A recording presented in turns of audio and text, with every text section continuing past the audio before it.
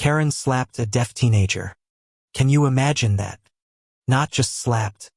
She shoved him hard enough to send him tumbling down to the pavement in front of everyone. The sound of his body hitting concrete cracked the summer air, and for a moment, the neighborhood froze in shock. And yet, somehow, she thought she'd get away with it. It happened on a humid August evening when the sun was low, bleeding orange over the cul-de-sac. The air buzzed with the sound of cicadas, kids' bikes screeching brakes, and the occasional bark of a restless dog. 17-year-old Luke, who had been deaf since birth, was walking home with his sketchpad tucked under his arm. He wasn't loud. He wasn't disruptive. Hell, he barely even noticed the world's chaos around him. But apparently, existing was enough to piss off Karen. Karen, with her bleach blonde bob cut and oversized sunglasses she wore even when the sun dipped, was the self-appointed queen of the homeowners association. She ruled the street like it was her empire. She had been itching for a confrontation all summer, snapping at kids for sidewalk chalk, screaming about lawn lengths and threatening to call the cops over illegally parked cars. And when she saw Luke walking across her front sidewalk like it was forbidden territory, something in her snapped. "Hey, I told you not to cut through here," she barked, her voice sharp like broken glass. Luke paused, confused, tilting his head slightly. He could read lips, but only if he caught them fully. He pointed to his ear and shook his head. A simple gesture. "I can't hear you." But Karen didn't care. She sneered, stomped down her steps in her flip-flops, and before anyone could react, she slapped him across the face. The sound, sharp, cruel, carried across the block. Then, with both hands, she shoved him back so hard his sketchpad flew from his arm. Luke's body slammed onto the pavement, a choked gasp escaping him as dust rose up in the air. "Oh my God!" Someone screamed. Neighbors poured out. Kids froze on their bikes, eyes wide. A dog barked wildly, sensing the chaos. And there was Karen, standing over Luke like she had just scored some victory, lips curled in smug defiance. "That'll teach you to trespass," she snapped, her voice dripping venom. I swear the street went dead silent. Then, from down the block, came a voice, one that cracked through the stillness like thunder. "What the hell did you just do to my brother?" It was Emily, Luke's sister, 19, fiery, with long brown hair tied back in a messy bun. She was carrying grocery bags. But when she saw her brother sprawled on the pavement, red mark blazing on his cheek, the bags dropped, cans rolling, a bottle clinking dangerously against the curb.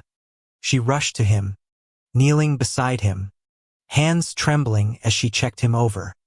Luke looked up at her with wide, terrified eyes, his hands moving quickly in sign. She understood every word. "She hit me. She shoved me." Emily turned her head slowly, locking eyes with Karen. And I swear, you could feel the temperature shift. Her voice dropped, low and shaking with rage. "You touched him. You hit him." Karen scoffed, arms crossing like she was untouchable. "He was trespassing. I was defending my property." "Defending your—" Emily's voice broke off into a bitter laugh. "He's deaf. You psycho. He didn't even know what you were yelling about." Karen rolled her eyes, muttering, "Oh please, don't play the disability card. You people always exaggerate." The crowd gasped. Someone whispered, "Did she just say that out loud?" A mother pulled her kid closer, shielding his ears, though he already heard every ugly word. Emily stood up slowly, fists clenched, her whole body trembling with the weight of fury. "You're going to regret that." And that was the moment, the exact moment. The battle lines were drawn. The cops were called, of course. But when they arrived, Karen flipped the script. She painted herself the victim, fake tears glistening in her eyes as she told them Luke had been harassing her, refusing to leave her property, and that she acted in self-defense. Can you believe it? She even pulled out her phone, showing a video she had started recording after she slapped him, framing Luke as aggressive when all he was doing was trying to pick up his fallen sketchpad. The officers were cautious. Too cautious. They took statements. But no arrest was made that night. Karen smirked as they left, like she had already won. But Emily wasn't done. Oh no. She had a look in her eyes like fire, and fire doesn't fade. She spent the next 2 weeks gathering everything. Witness statements. Security camera footage from 3 neighbors who caught pieces of the incident. Medical reports showing the bruise on Luke's back where he hit the pavement. And then she uncovered something even darker. Karen had done this before. She had 3 prior complaints lodged against her for excessive force and harassment within the homeowners association, all quietly buried under technicalities. Emily brought it all to court.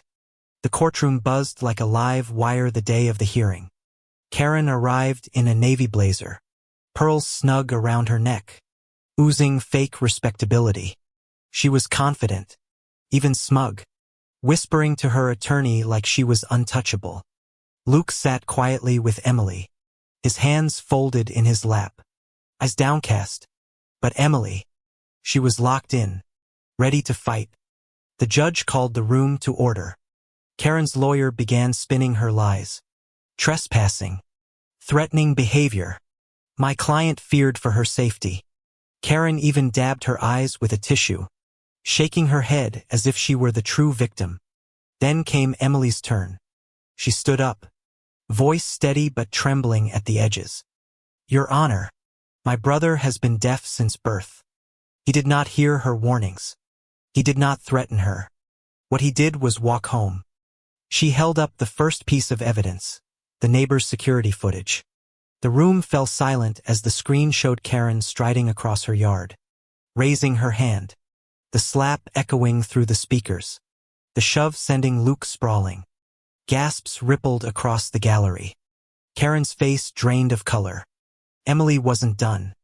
And here, she said, holding up printed screenshots, are 3 prior complaints against this woman, all eerily similar. 3 other people she attacked. She hides behind this homeowners association, behind her lies. But today, her voice cracked, tears spilling now, raw and real. Today she doesn't get to bury my brother's voice. Today the truth gets heard. Luke reached up, gently touching his sister's hand. For the first time in weeks, he smiled faintly. The judge's gavel came down hard. Karen stammered, screamed about conspiracies, about doctored footage. But it was too late. Her lies had shattered, piece by piece, under the weight of undeniable proof. The verdict: guilty of assault, civil penalties, banned from the Homeowners Association board she once ruled like a queen, and restitution payments directly to Luke.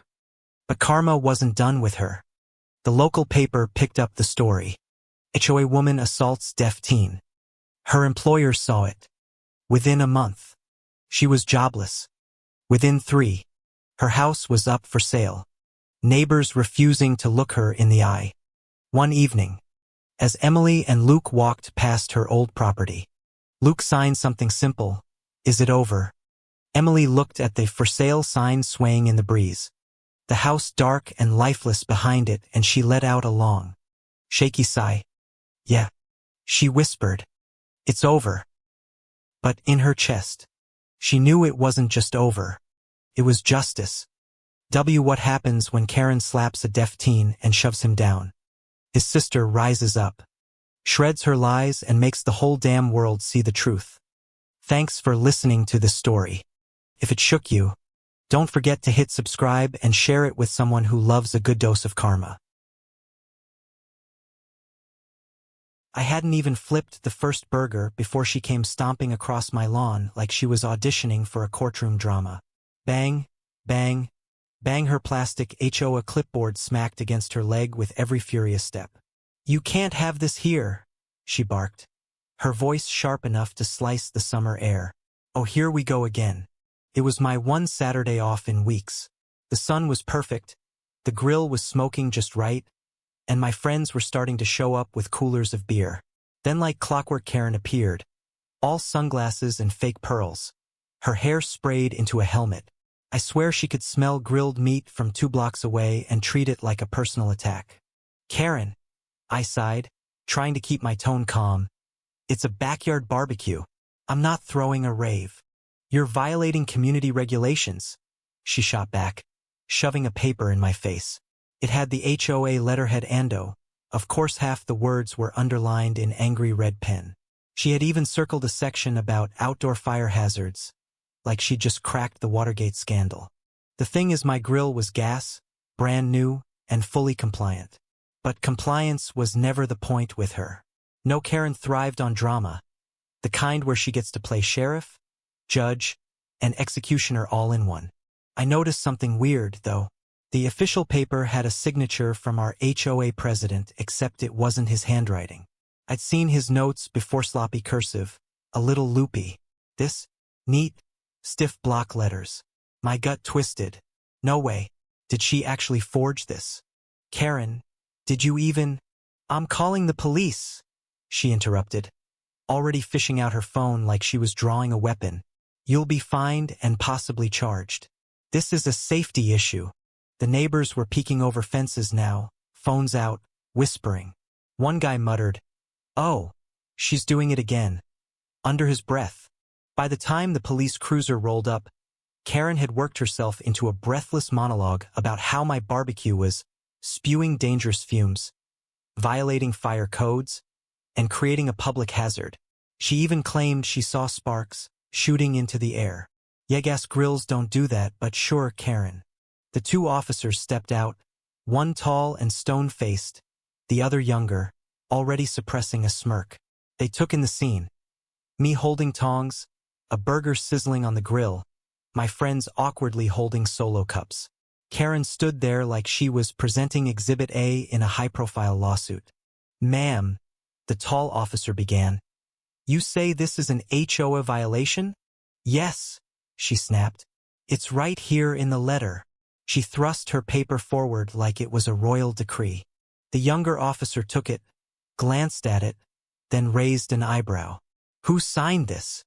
"Our president," Karen said proudly. The officer tilted the paper. "Ma'am, this signature looks printed, not handwritten." I couldn't help it let out a short laugh. Karen's face twitched. "It's legitimate," she insisted. "Aha," the officer said slowly. "And how did you obtain this?" "I was given it," she stammered. "By whom?" Silence. Her mouth opened and closed like a fish. That's when the twist hit. The officers already knew about an ongoing complaint against Karen for filing false reports. The younger one finally let his smirk loose. "Ma'am, you're aware that falsifying HOA documents can be considered fraud, right?" Her sunglasses slipped slightly down her nose. "That's ridiculous." The tall officer radioed something in, then turned to me. "Sir, you're fine to continue your barbecue. Just maybe keep the heat under control." Karen exploded. "What? You're letting him?" "Ma'am." The officer cut her off. "Step over here, please." They walked her to the side of the driveway, talking low, but the tone was unmistakable, stern. Official. 5 minutes later, the younger officer returned with my grill cover. "She tried to pull this off and slash it," he said, shaking his head. "You're kidding," I said, my jaw actually dropping. "Nope, that's vandalism." He didn't bother lowering his voice when he turned back to her. "Ma'am, you're getting a citation." The look on her facio, if I could frame it, I would. Wide eyes, flushed cheeks, a tiny twitch in her jaw. The neighborhood grapevine was about to have a feast. The officers left with her still sputtering about negligence and standards. But I just flipped another burger, heart pounding with the adrenaline of pure, sweet vindication. The neighbors stayed longer than planned that day, laughing, eating, clinking bottles. Every so often, someone would mimic Karen's voice saying, "Fire hazard," and the whole yard would burst out laughing. But the best part? 2 days later, I got an email from the real HOA president. He apologized for Karen's behavior, confirmed that she had no authority to enforce anything, And get this, admitted they were reviewing possible removal of her from the board due to misconduct. I leaned back in my chair, reread that line 3 times, and just smiled. Oh, Karen, you wanted to shut down my barbecue? Congratulations, you just cooked your own goose. I thought that would be the end of it. Silly me. 3 days later, a thick envelope showed up in my mailbox, no return address, just my name typed in bold. Inside, a notice of intent to sue. Oh, she really went there. Apparently, I had caused her emotional distress by harassing her in front of neighbors and defaming her reputation. I actually laughed out loud. Harassment? The only harassment was her trying to rip my grill cover like some HOA ninja. But here's the kicker, this so-called lawsuit was typed on the same letterhead as her fake HOA warning, complete with another block letter signature from our president. I almost wanted to frame it just for the comedy. I didn't even bother calling her. Instead, I drove straight to the HOA office and handed the papers to the real president. His reaction? A slow whistle and a muttered, "She's finished." Turns out, not only had Karen forged multiple documents over the past year, but she'd also submitted bogus incident reports to our insurance provider claiming damages that never happened. That, my friends, is insurance fraud. And in our state, it's a criminal matter. By Friday, the gossip had turned into a roar. People saw her getting served actual legal papers, this Timmy, on her front porch. The deputies didn't even try to be discreet. They parked right in front of her hydrangeas, lights flashing. The lawsuit wasn't from me. It was from the HOA itself, backed by their insurance company. The charges? Forgery, fraud, and vandalism. Oh, and they were demanding reimbursement for every bogus claim she'd filed. I'd be lying if I said I didn't peek out my blinds and watch. She stood there in her robe, hair wild, shouting at the deputies. One of them just pointed to the papers, then to her mailbox, and walked away. The slam of her door was loud enough to make my dog bark. From that day, the neighborhood changed. People started BBQing more, almost like a celebration of our collective freedom. Karen's house? Shuttered most of the time. Her pearls and sunglasses never made another patrol across my lawn. A month later, word got around that she'd settled out of court, rumor had it for a painful sum. And the cherry on top, she lost her HOA board position permanently. One sunny Saturday, I fired up the grill again. The hiss of the gas and the sizzle of the burgers sweeter than any song. My friends came over, laughter spilling into the street. Someone raised a beer and toasted. To Karen, may her lawsuits always backfire. I just grinned, flipping a burger. Amen to that. If you want to hear more wild, real-life HOA drama stories where Karens forge, fake, and fail spectacularly, make sure you hit that subscribe button on my YouTube channel. You won't want to miss the next lawsuit twist. I had never seen chaos spark so fast in such a calm place. 1 minute. The cafe was buzzing with the soft hum of conversation. The clinking of spoons against coffee mugs. The shuffle of feet on tile floors. And the next, Karen's shrill voice cut through it like a knife. She was screaming about her seat. A chair. Mind you, not reserved. Not labeled. Just a normal cafe chair. And she was losing her absolute mind because a worker had sat there for a quick break. Can you even imagine? Her voice echoed so loudly that even the barista froze mid-pour. Latte art turning into a swirl of confusion. People turned. Necks craning. Phones discreetly lifted. And me. I was sitting 2 tables away, watching in disbelief. My first thought was, oh no. Not again. Another Karen meltdown right in public. But what unfolded went far beyond the usual entitled tantrum. Karen jabbed her manicured finger toward the young worker. A guy in his 20s with a tired but kind face. Probably on his 10-minute break. That's my seat. I sit there every single day. How dare you take it from me? Her voice rattled the glass windows. The worker blinked, clearly startled, then tried to explain. Ma'am, this isn't a reserved spot. Oh, don't you start with me. She snapped, cutting him off like his words were poison. I know my rights. I pay good money here every week. You think you can just disrespect me like that? Good money. Over a chair. I had to press my lips together to stop myself from laughing out loud. People pay for coffee, not furniture ownership. But Karen's face was twisted, her eyes blazing like she had been wronged on some royal level. The poor guy just sat there, hands up, clearly debating whether it was worth standing or not. That's when the ripple of murmurs spread. People were whispering, some annoyed, some amused, others shaking their heads. Phones came out. Oh yes, you could feel it building. That electric charge in the air when everyone knows a viral moment is about to happen. Karen, however, didn't stop. She doubled down. She leaned closer to the worker, her voice going high-pitched and sharp like nails on a chalkboard. Get out of my seat now or I'll have you fired. Don't you know who I am? The worker opened his mouth. But before he could say anything, the barista stepped in, holding her hands out in a calm-down motion. Ma'am, please lower your voice. This is a shared space. No seat belongs to anyone. Karen whipped around so fast her hair almost smacked the barista in the face. Are you kidding me? You're siding with him. He's just staff. I'm the paying customer. The customer is always right. Gasped. Yes.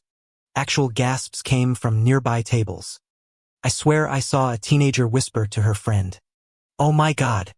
This is like a real-life TikTok drama. And she wasn't wrong. The worker, bless him, finally stood up. He tried to offer the chair with a tired sigh, just to diffuse the tension. But Karen, no, that wasn't enough. She grabbed the chair like it was her throne, plopped herself down with an exaggerated huff, and announced to the entire cafe, "This is my spot. Don't ever let this happen again." Silence. Awkward. Heavy silence. You could almost hear people holding their breath. For a second, I thought maybe that was the end of it. Just another Karen tantrum with the usual eye rolls. But oh, no. She wasn't done. Not even close. Because once she had the seat, she looked around like a queen surveying her kingdom, daring anyone to challenge her. Her eyes landed on me for half a second, and I swear I felt chills. She smirked, as if saying, "See, I win." But the universe had other plans. Just as Karen lifted her overpriced coffee cup to her lips, a man in a navy blazer walked in. He had that look. Tall, polished, no nonsense. Security. And the way the barista's shoulders dropped in relief told me everything. Someone had called for backup. Karen spotted him and immediately puffed up like a peacock. Ah, finally. You're here to deal with this rude employee, right? He tried to steal my seat. I demand you write him up. Fire him if you have to. The security guard's face didn't even twitch. He glanced at the worker, then at Karen, then calmly said, "Ma'am, I need you to stand up." The entire cafe froze. Karen laughed. Yes, actually laughed. "Excuse me. Did you not hear me? I'm the victim here. I was disrespected in front of everyone. And you want me to stand up?" Ah. The guard's voice was steady, low, the kind that carried weight. "You've caused a disturbance. You need to leave." Boom. Like a hammer dropping. Karen's face went from smug to horrified in a heartbeat. "What? Leave? Me? Are you insane? I didn't do anything wrong." She clutched her purse like a shield. "I'll sue this place. I'll sue you. You can't just kick me out." The murmurs turned into giggles, then into bold chuckles. People weren't even hiding their phones anymore. Cameras were aimed directly at her. She knew it too. Her eyes darted around, realizing she wasn't the hero of her story. She was the villain. But instead of stopping, she spiraled. She started stomping her feet, literally stomping, like a child in a tantrum. Her voice cracked as she yelled, I deserve respect. I'm a loyal customer. You'll regret this. The guard didn't even flinch. He gently but firmly took her arm, guiding her out of the chair. She resisted, of course, flailing, screeching, making the most dramatic scene possible. Her purse swung dangerously close to knocking over someone's iced latte. And then, the twist. As the guard escorted her toward the door, she screamed, "You're all gonna miss me when I'm gone." But her heel caught on the rug. With a sharp yelp, she stumbled forward, almost face-planting if not for the guard's quick reflex. Gasps echoed again, but this time tinged with laughter. A few people even clapped. The look on her face, pure, bitter humiliation. Outside, you could still hear her muffled voice ranting through the glass. "I'll call corporate. You'll all regret this." But the guard calmly shut the door behind her, sealing her off from the cafe like a storm finally passing. Inside, the energy shifted instantly. A wave of relief. The barista whispered a soft thank you to the guard. The worker sat back down, this time in peace. No drama. And the customers. They erupted. Applause. Laughter. Cheers even. Someone shouted, "Best entertainment I've had all week." And me. I sat there, shaking my head with a half-smile. Because isn't it wild how quickly entitlement can flip into embarrassment? How a so-called victim can expose themselves as the real problem. It was a reminder that no matter how loud someone shouts, the truth eventually cuts through. But here's the kicker. Later that evening, guess what popped up on my feed? Yep. A shaky phone video titled "Karen Freaks Out Over Cafe Seat." Gets dragged out by security. Thousands of views already. Comments pouring in. Classic Karen move. I can't believe people like this exist. Justice served. The internet doesn't forget.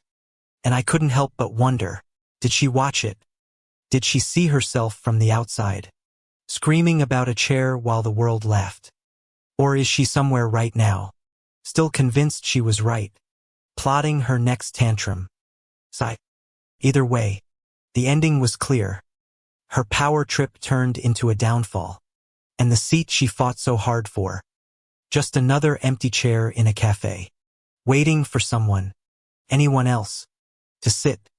And that, my friends, is the story of the day Karen tried to claim a throne she never owned and ended up carried out like a bitter queen without a kingdom.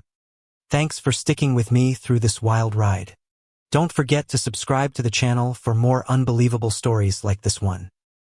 She was hiding in the shadows between two Teslas, whispering to herself and clutching what looked like a clipboard like it was some kind of sacred HOA artifact. And my 80-year-old grandpa?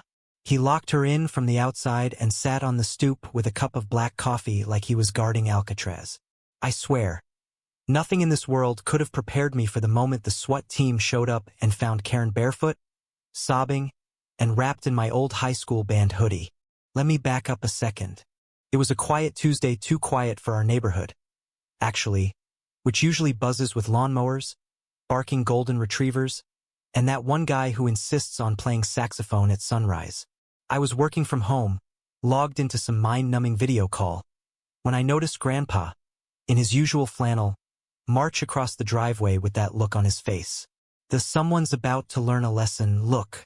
He had that little shake in his left hand, the one that only shows up when he's mad but trying not to show it. Now Grandpa's sharp, sharper than anyone gives him credit for.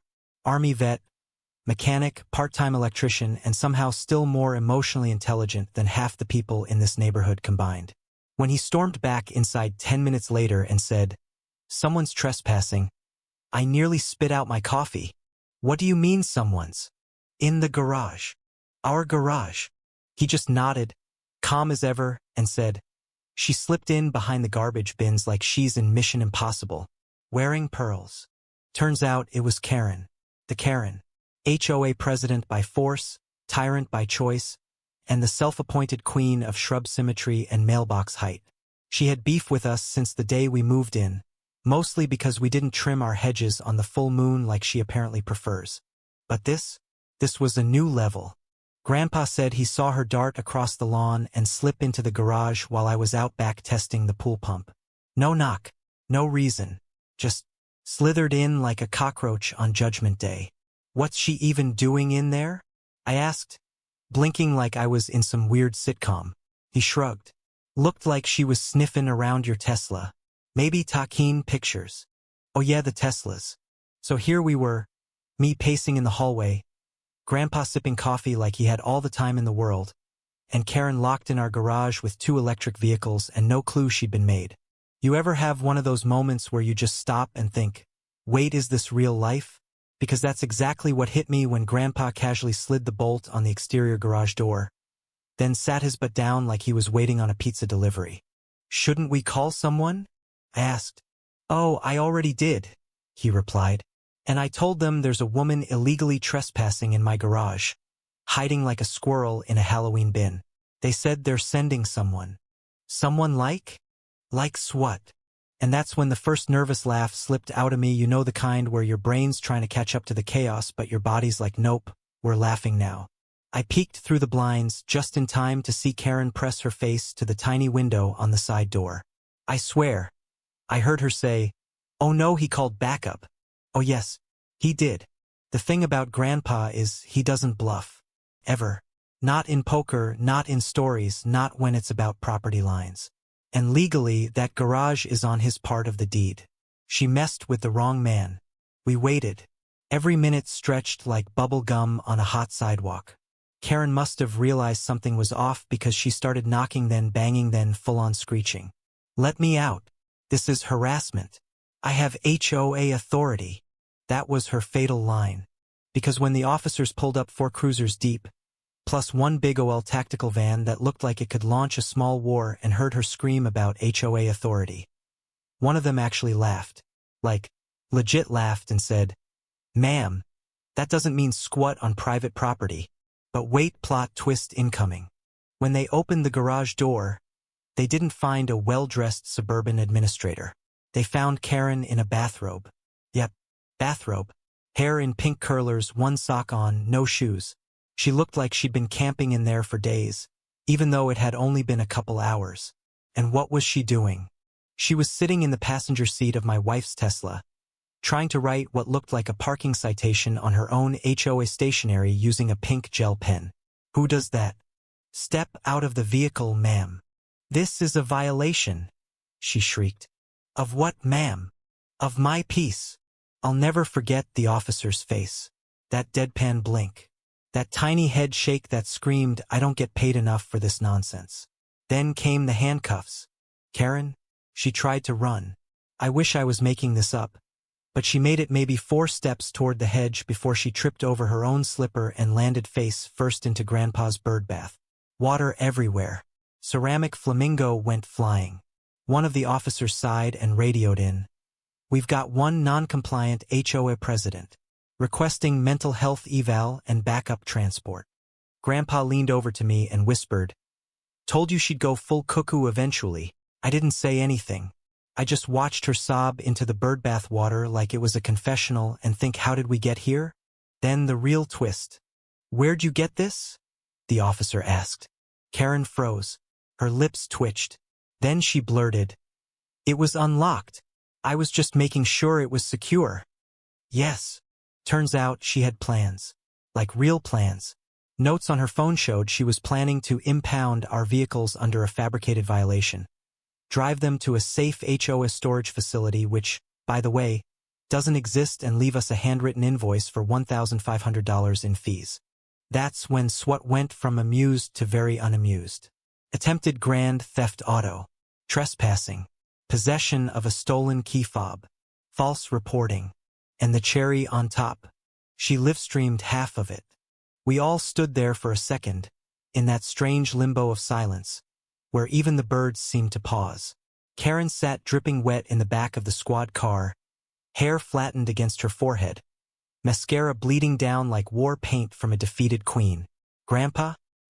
He lit a toothpick between his teeth and gave her one last nod, slow and firm, like a man tipping his hat at the end of a western. The officers were still going through her phone when they found something wild. She'd been keeping logs. Not just of our cars, but half the block. License plates, travel times, even which house had non-HOA compliant porch lights. One of the officers muttered, "She's been running a whole surveillance operation out of a clipboard." That clipboard? Yeah, it had our garage code written inside it. From the last time she cornered a contractor and demanded access for a safety audit. Turns out, Karen had been secretly compiling evidence to try and force us into HOA compliance even though we legally opted out when the bylaws changed 5 years ago. The worst part? She planned to file a civil injunction against us, right before she got caught trying to steal our cars. But here's the part that'll make you clap: we filed a lawsuit before she could. With everything recorded: the garage entry, the attempted theft, the forged violations, and her live stream. Our attorney didn't even blink. We've got her on trespassing, defamation, harassment, and attempted conversion of private property, he said. She better pray this doesn't go criminal. She lost her seat on the board, lost her so-called HOA enforcement privileges, lost her lawsuit against us before it even made it to pretrial. And our lawsuit? We won. The settlement paid for a new security system, covered our legal fees, and funded a little neighborhood block party. Grandpa grilled ribs. I DJ'd. Someone printed t-shirts that said, "Not today, Karen." And just when we thought the saga was done, we got one last surprise. Karen moved. Yep. Packed up, quietly, in the dead of night. Word on the street is she's trying to start a new HOA awareness group. Online, but now people just send her memes of that birdbath moment. And me? I framed that pink gel pen and stuck it in the garage right between the Teslas.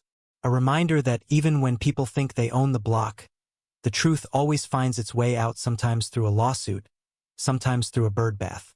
If you've ever had to deal with an out-of-control HOA Karen, drop your story in the comments and don't forget to subscribe to our YouTube channel where we turn neighborhood chaos into courtroom karma every week.